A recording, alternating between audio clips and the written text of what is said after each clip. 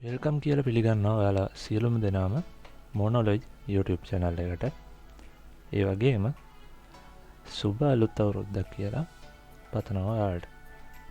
අද අපි කතා කරන්න බලාපොරොත්තු වෙන්නේ කොහොමද first gen motherboard එකක් තියෙන PC එකක් 2021 දී අප්ග්‍රේඩ් කරගන්නේ කොහොමද කියන එක.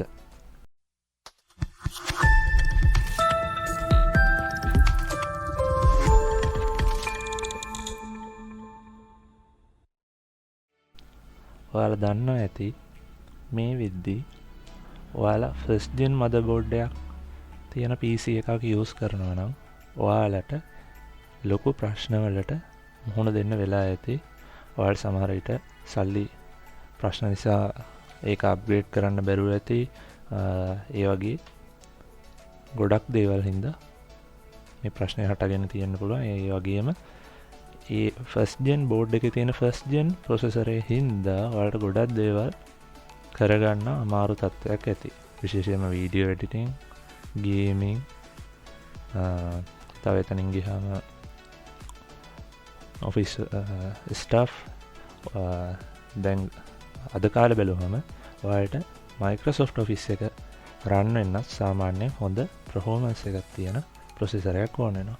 අද අපි බලමු කොහොමද මේ ෆස්ට් ජෙන් මදර්බෝඩ් එක තියෙන PC එක ඔයාගේ අප්ග්‍රේඩ් කරගන්නේ පුංචි මුදලක් වැය කරලා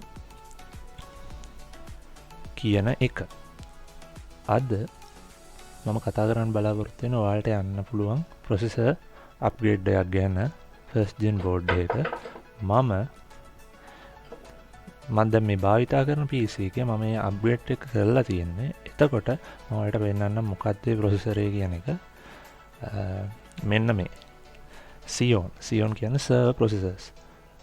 ඔයාලා දන්නවා ඇති PC වගේම Intel සර්වර් වලට ප්‍රොසෙසර් මැනුෆැක්චර් කරනවා. එතකොට සාමාන්‍යයෙන් කාලයත් එක්ක ඒ සර්වර් වල තියෙන ප්‍රොසෙසර් එයාට තව පර්ෆෝමන්ස් එක ඕන හින්දා එයාලා ඒ සර්වර් ප්‍රොසෙසර්ස් eBay, AliExpress වගේ වෙබ්සයිට් වල දාලා විකුණනවා. මේ තියෙන මේ වගේ ප්‍රොසෙසර් එකක් මම ඒකින් බයි කරපු එකක්. මේ ප්‍රොසෙසරේ ඇත්තටම උනේ රුපියල් ඔයාලා විශ්වාස කරනවා නම් විශ්වාස කරන්න 1500ක් වගේ මුදලක් තමයි. මම ගත්ත මේක AliExpress එකෙන්. දැනුත් තියෙනවා. හැබැයි මේ කොරෝනා පැන්ඩමික් තත්ත්වයේ යටතේ ඔයාලට මම රෙකමන්ඩ් කරනවා පුළුවන් නම් පොඩ්ඩක් දවස්වල ඉවසලා ඉඳලා බයි කරන්න යන්න කියලා. මොකද shipping වලට cost එකක් මේ දවස්වල ඇඩ් වෙනවා.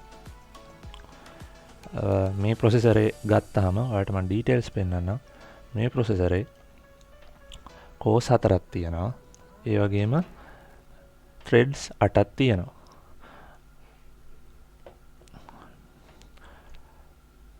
එතන මේ ප්‍රොසෙසරේ තියෙන පොඩි ඩිස්ඇඩ්වාන්ටේජ් එකක් විදිහට ගත්තොත් එහෙනම් මේකේ පොඩ්ඩක් පවර් කන්සම්ප්ෂන් එක අනිත් ප්‍රොසෙසර්ස් වලට, ඒ කියන්නේ Intel normal ප්‍රොසෙසර්ස් වලට වඩා PC ප්‍රොසෙසර්ස් desktop ප්‍රොසෙසර්ස් වලට වඩා පොඩ්ඩක් වැඩි. ඒ ගැන ඔයාලා සාමාන්‍යයෙන් එච්චරම එනවාට මේ කියන්නේ එච්චරම පවර් එකක් නෙමෙයි. ඒ හින්දා මේ වගේ ප්‍රොසෙසරයක් අනිවාර්යයෙන් යූස් කරන්න පුළුවන්. ඔයාලට පේනවා ඇති chipset එක first gen board එක chipset එකක් තමයි recommend වෙන්නේ. clock frequencies මෙහෙම තියෙන්නේ. processor base frequency එක 2.66 GHz, max turbo frequency එක 3.20 GHz. cache එක 8 MB තියෙනවා. සෑහෙන වටිනවා. මොකද cache එක මෙච්චර තියෙනවා කියන්නේ සෑහෙන speed process කරගන්න යාට පුළුවන්. එතකොට ඔයාලට බලන්න පුළුවන් කොච්චර හොඳ පර්ෆෝමන්ස් එකක් මේකෙන් ගන්න පුළුවන්ද කියලා. මම මෙතන ඔයාලට රන් කරලා පෙන්නන්නම්. මෙතනින් bench tool මේ CPU set benchmark tool එකෙන් bench කරලා පෙන්නන්නම් ප්‍රොසෙසරේ කොච්චර පවර් එකක් තියනවද කියලා. සාමාන්‍ය අනිවාර්යෙන් මේ කාලේ භාවිත කරන ප්‍රොසෙසර්ස් වල මීට වඩා අනිවාර්යෙන් පර්ෆෝමන්ස් තියෙනවා. ඒත් ඔයාලා දන්නවා ඇති සාමාන්‍ය ෆස්ට් ජෙන් ප්‍රොසෙසර් එකක් ගත්තොත් මෙච්චර පර්ෆෝමන්ස් අනිවාර්යෙන් නැහැ. ඔයාලට ඕගොල්ලෝ ප්‍රොසෙසරේ චෙක් කරගන්න බෙන්ච් කරගන්න ඕන CPU set කියන සයිට් එකට ගිහිල්ලා මේ software එක download කරගන්න පුළුවන්. මේකේ ඔක්කොම details තියෙනවා. මේ බිල්ඩ් එකේ මම යූස් කරලා තියෙන්නේ Xeon Intel Xeon X3450 කියන ප්‍රොසෙසරේ. එතකොට මේන් බෝඩ් එක මදර් බෝඩ් එක විදිහට මම යූස් කරලා තියෙන Asus බෝඩ් එක P7 H55 MLX කියන මොඩල් එක. ඊට පස්සේ මෙමරි විදිහට මම කියන්නේ RAM එක විදිහට මම යූස් කරලා තියෙනවා DDR3 6GB ඒ කියන්නේ 4GB එකකුයි 2GB එකකුයි.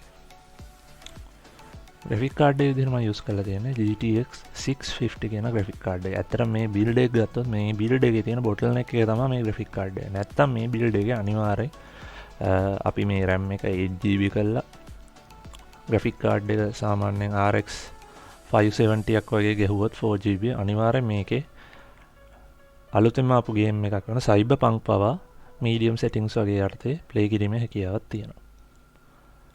අපි බලමු දැන් කොහොමද ඔයාලා bottleneck එක කියන එක calculate කරගන්න කියලා. මේ තියෙන්නේ එක ගන්න විදිහ ඔයාලට Google එකට ගිහලා type කරන්න පුළුවන් bottleneck calculator කියලා.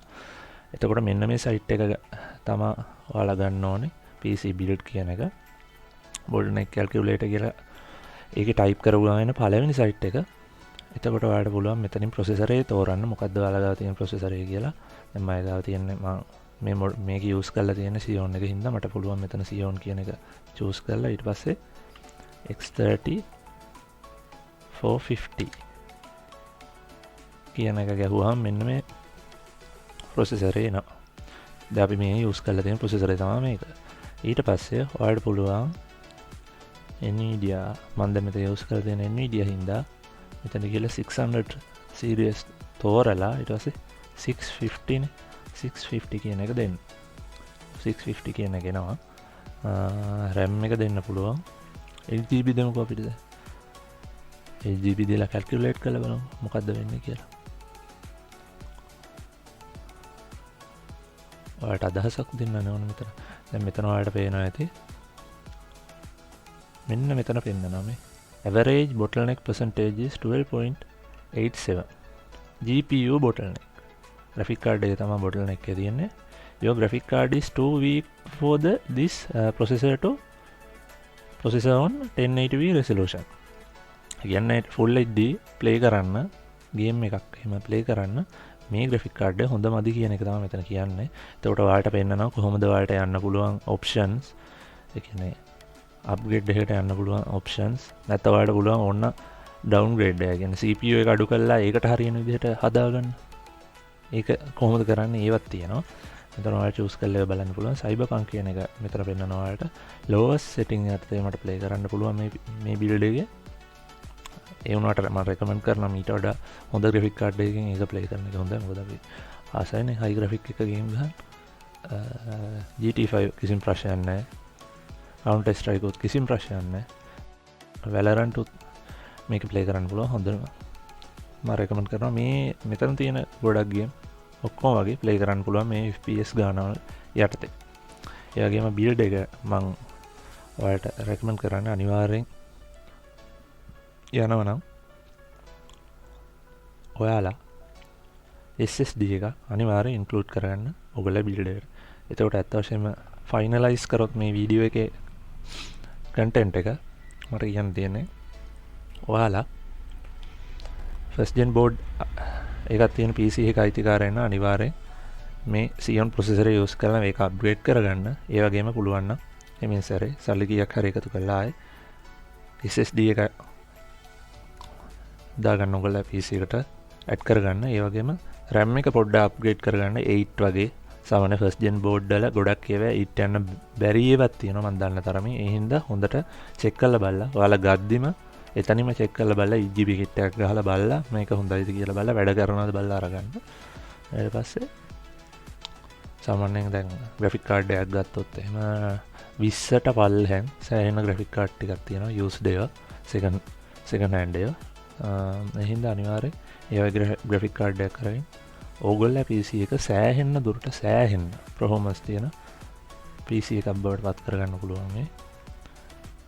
ඒ හින්දා අනිවාර්යෙන් මේ කොරෝනා තත්ත්වය ඉවර වුණාට පස්සේ try කරලා බලන්න 1500 2000ක වෙන මුදලකට ඔයාලට මේ processor එක buy කරන්න පුළුවන් මේ testing එකක් විදිහට test කරලා බලන්න check කරලා බලන්න අනිවාර්යෙන් try එකක් දීලා බලන්න. එහෙනම් අපි නැවතත් මේ වගේ වීඩියෝ එකකින් හම්බ වෙමු. සුබ දවසක් ඔයාලට. ස්තුතියි අපි සමග රැඳී සිටියාට.